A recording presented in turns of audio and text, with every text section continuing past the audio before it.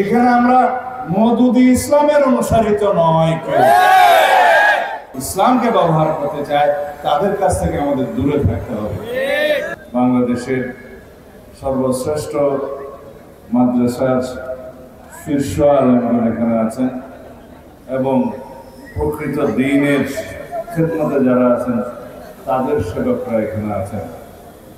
যারা ইসলামকে নিয়ে রাজনীতি করেন না তারা এখানে আছেন।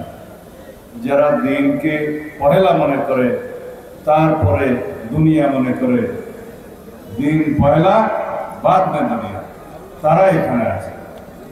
সেজন্য আমি এখানে এসেছিলাম। আমরা বাংলাদেশে সবসময় বিশেষ করে নির্বাচনের আগে ইসলামকে রাজনীতিতে ব্যবহার করার এবং বিভিন্ন তরিকায় ব্যবহার করার রাজনৈতিক ফায়দা হাসিলের জন্য আমরা লক্ষ্য করি। ইদানিং সেটা আরো বেশি লক্ষ্য করি এই জন্য যে একটি রাজনৈতিক দল তারা নির্বাচনের স্বার্থে, রাজনীতির স্বার্থে ইসলামকে ব্যবহার করে জাতির মধ্যে বিভক্তি নিয়ে আসতে চায়, বিশেষ করে ইসলামের ক্ষতি করতে চায়। সেজন্যই বাংলাদেশে এখন আজমতে সাহাবা সম্মেলন আরো বেশি বেশি হওয়া দরকার।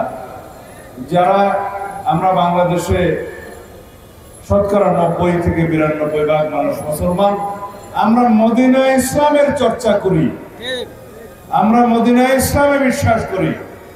রাসূলুল্লাহ সাল্লাল্লাহু আলাইহি ওয়াসাল্লাম যে ইসলামের প্রবর্তন করে গিয়েছেন, সাহাবায়ে কেরাম যে ইসলামের অনুশীলন করে গিয়েছেন, সেই ইসলামের অনুসারে আমরা এখানে আমরা মওদুদি ইসলামের অনুসারিত নয়। RICL TMX, যুগের পর যুগ স্থাপনা থাকে মজবুত। সুতরাং যারা ফিরকা তৈরি করে বাংলাদেশের মুসলমানদের মধ্যে ভ্রান্তি সৃষ্টি করতে চায় তাদের কাছ থেকে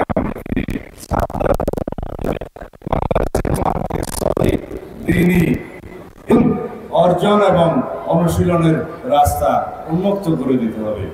এই জন্যই আমি এখানে এসেছিলাম, শুনতে এসেছিলাম এবং বিশেষ করে আপনাদেরকে এই দাওয়াত দিতে এসেছিলাম যারা আমাদের মধ্যে বিভ্রান্তি সৃষ্টি করতে চায় এবং সেই বিভ্রান্তি সৃষ্টির জন্য ইসলামকে ব্যবহার করতে চায় তাদের কাছ থেকে আমাদের দূরে থাকতে হবে।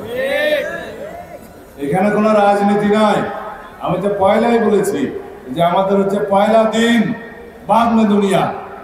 এই জন্য আমাদেরকে চিন্তা করতে হবে যারা রাজনীতির নামে বিভিন্ন রকমের বক্তব্য দিতে থাকে বিভিন্ন আদর্শের কারণে, সেটা স্বাগতম, কিন্তু ইসলামকে যেন আমরা সেই জায়গায় নিয়ে না যাই যেখানে রাজনৈতিক কারণে আমাদেরকে আমাদের দ্বীনকে ক্ষতিগ্রস্ত করতে পারে।